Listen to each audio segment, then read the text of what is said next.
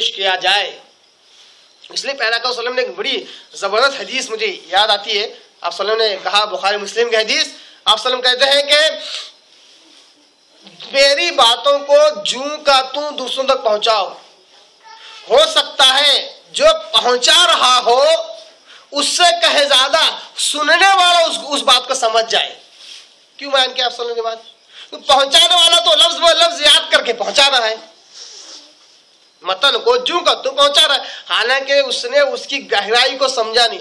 مگر جو سن رہا ہے بعد والا شخص, اس نے اس کے متن کی جو گہرائی ہے اس کو بہت زیادہ اس نے سمجھ لیا. یہ ایسا فائدہ ہونے والا تھا, اس لیے آپ صلی اللہ علیہ وسلم نے 14.5 سال پہلے ہی سے آگاہ کر دیا کہ میری باتوں کو جوں کا تم پہنچاؤ. یہی وجہ ہے کہ آج الحمدللہ سائنس بعد میں تحقیق کرتی ہے, اس سے پہلے اسلام میں اس کا کہیں نہ کہیں سورس اور ذریعہ اور اشارہ ہمیں مل جاتا ہے. تو یہ ضروری نہیں ہے کہ ہماری عقل میں بات بیٹھے. تو آپ صلی اللہ علیہ وسلم نے کہا کہ وہ ایک فرشتہ ہے, فرشتوں میں سے رعد نام ہے اس کا, وہ بادلوں پر مقرر کیا گیا ہے, بادلوں کا موکل ہے وہ, اور اس کے ہاتھ میں آگ کے کوڑے ہیں. وہ بادلوں کو ہانکتا ہے جہاں اللہ چاہتا ہے. اس کی دلیل, اس کا سپورٹ ایک اور حدیث بھی کرتی ہے. اس حدیث کا ایک اشارہ دے رہا ہوں. ایک شخص تھا, کسان تھا, ہر بار اپنی زمین میں سے حصہ نکالتا تھا اللہ کی راہ میں, 10%, 20%, 40%. جب بھی غلہ نکلتا اللہ کی راہ میں ضرور نکالتا. اس لیے اس کے کھیت پر ہمیشہ بارش ہوا کرتی تھی, یہاں تک کہ بادل باقاعدہ آتے اسی کھیت پر برستے, پھر آگے نکل جاتے اور کہیں نہیں برستے. اتنا اسپیسیفک کیسے ہو سکتا ہے؟ حدیث میں تو اس کا سپورٹ مل رہا ہے. بادل آتے اسی کھیت پر برستے, پھر سیدھا آگے چلے جاتے, پھر کہیں نہ برستے, حالانکہ آزو بازو دوسرے بھی کھیت ہوتے, وہاں نہیں برستے تھے. اس سے معلوم ہوا کہ someone is controlling them, کوئی ہے جو اسپیسیفکلی خاص طور پر انہیں کنٹرول کر رہا ہے اور لے کر چل رہا ہے, اور جہاں چاہے, جہاں اللہ چاہ رہا ہے وہاں رکا رہا ہے, وہیں بارش برس رہی ہے, پھر آگے نکل رہی ہے نا. بہرحال تو آپ صلی اللہ علیہ وسلم کہتے ہیں کہ اس کے ہاتھ میں آگ کا کوڑا ہے, وہ بادلوں کو ہانکتا ہے, جہاں اللہ چاہتا ہے وہاں اس کو رکا دیتا ہے. فقالوا, انہوں نے کہا, فما هذا الصوت الذي نسمع, پھر آواز کون سی ہے, گرج جو ہم سنتے ہیں, اس کے بارے میں کیا ہے آپ کے پاس؟ آپ صلی اللہ علیہ وسلم نے کہا, زجرۃ بالسحاب اذا زجرہ حتی ینتہی الی حیث امر. کیا کہا آپ صلی اللہ علیہ وسلم نے؟ یہ اس کی ڈانٹ ہوتی ہے, رعد فرشتے کی ڈانٹ ہوتی ہے بادلوں کو. یعنی کہ دیکھیں کیا عجیب و غریب منظر ہے, عجیب غریب اس میں تصور دیا جا رہا ہے جو انسانی عقل میں بیٹھنے والی نہیں ہے. فرشتہ رعد نام کا بادلوں کو ڈانٹتا ہے.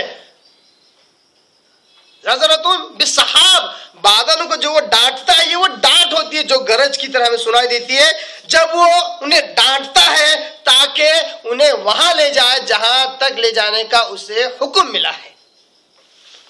یہ آپ صلی اللہ علیہ وسلم نے یہودیوں کو جواب دیا رعد کے تعلق سے. اس کے آگے پھر پوچھا, نہیں پھر انہوں نے کہا, قالوا صدقت, کہا ہاں محمد ابو القاسم صلی اللہ علیہ وسلم آپ نے سچ کہا. فقالوا, پھر پوچھا, فاخبرنا عما حرم اسرائیل علی نفسه, دوسرا سوال ان کا یہی ہے کہ آپ ہمیں بتائیے کہ اسرائیل نے اپنے آپ پر کیا حرام کیا تھا, یعنی یعقوب علیہ السلام نے اپنے آپ پر کیا چیزیں حرام کی تھی. آپ صلی اللہ علیہ وسلم اس کا جواب دیا, اشتکا عرق النساء. آپ صلی اللہ علیہ وسلم جواب دے رہے ہیں, کہتے ہیں یعقوب علیہ السلام ایک عرق النساء نام کی بیماری ہے, اس میں مبتلا ہو گئے. فلم یجد شیئا یلائمہ الا لحوم الابل والبانہا. اب ان کے آگے کوئی چیز ایسی نہ ملی جس کو وہ نظر کے طور پر چھوڑ سکتے تھے. یعقوب علیہ السلام نے اللہ سے نظر مانی کہ اللہ میں اس بیماری میں مبتلا ہوں, تو سب سے زیادہ محبوب جو چیز میری نگاہ میں ہوگی میں اسے ترک کر دوں گا. یہ لفظ یاد رکھیے, ترک کر دوں گا. کیونکہ یہی اسی سے ہماری پچھلی آیت کا ربط ہمیں سمجھ میں آئے گا. جو آیت پر 92 ہے نا، مما تحبون، اس سے سمجھ میں آئے گا. تو یعقوب علیہ السلام نے کیا کہا، کیا منت مانی، کیا نظر مانی اپنے رب سے کہ اللہ اگر میں صحت یاب ہو جاؤں تو میری جو سب سے زیادہ محبوب ترین جو چیز ہوگی میں اس کو چھوڑ دوں گا، نہیں کھاؤں گا. گویا کہ حرام کرنا ہو رہا ہے، ٹھیک ہے نا. تو یعقوب علیہ السلام جب صحت یاب ہو گئے تو اپنی پسندیدہ چیزوں کا جب ٹٹولا تو سب سے زیادہ پسندیدہ چیزیں 2 ہی دکھی انہیں. کیا؟ الا لحوم الابل، ایک اونٹ کا گوشت، وہ البانہا، اور دوسرا اس کا دودھ. سب سے زیادہ پسند ہے یعقوب علیہ السلام کو. اللہ سے چونکہ نظر مانی تھی اس لیے اس کو اپنے آپ پر انہوں نے حرام کر لیا، اس لیے اپنے آپ پر اس کو حرام کر دیا.